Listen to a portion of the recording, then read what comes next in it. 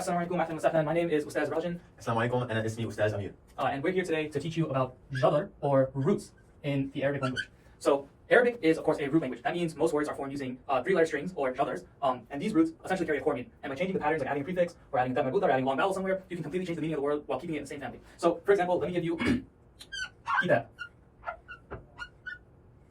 Kitab means book. But what if you add a dam marbuta to the end and you add a meme as a prefix? It becomes maktaba or library. Coincidentally, where books are kept. Yeah, so let's go into a specific formula for understanding how to find the roots when you have a lot of letters that are not just three. So the first thing you want to notice is when you see an alif lam. So let's do an example. El bait. Sorry that the marker is kind of dying off here. If you can see, we have alif lam, ba, ya, ta. We see el bait, bait means house. El bait means the house. We can remove the alif lam, leaving just bait, which means bait, ba, ya, ta is our root. So that's the first thing that we can do. We can remove the alif lam. The second thing that you can do is you can remove long vowels, especially when they're in plurals. So we can use the same word again. Yut, which means houses plural. We know that the well is what's added to make this plural, and therefore that's not part of the root. Therefore, we can remove it and lead to a result of the root of the same thing, bait. So those are the two first steps we can do. We can see alif lam, remove it. You see a long vowel when they're in a plural form, you can remove that. So those are two steps. Now, the third step that you can do is when you notice a yet, that's part of the pronoun usage. So let's do an example. Yek. So we can see that this means he writes. We want to remove that pronoun, so we can remove the yet, and therefore that leaves just kitab, which means of the root of this word, skat, dat, that. So now we have three steps so far: alif lam, removing long vowels from the plurals, and now we can remove the yet. The fourth step that we can do is remove the dat marbuta. So let's do an example.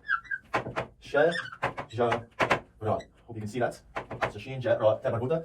Essentially, the trees in nature. We can see this dat marbuta as this feminine nature to it. Therefore, it's not part of the root. Therefore, we can remove the dat marbuta and just leave shin, ja, ra, which is our root. Now, those are the four steps that we have. Now, say you've exhausted all these steps and you still want to find out what the root is. You can remove one of these four letters or multiple. So those four letters are sin, ta, mim, nun. Now, how do you remember those? We have an abbreviation for you. It is called the STMN. Sin, ta, mim, nun. Now, if you don't remember this, you can think that when you're in a test and you're trying to find the roots, you want to have stamina.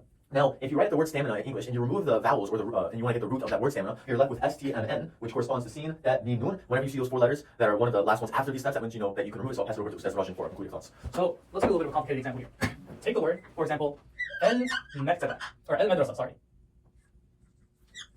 El madrasa, and you want to reduce this to its root. Now, immediately you look at the formula and you see an alif lam. Alif lam, ringing bells in your head, that's gotta go.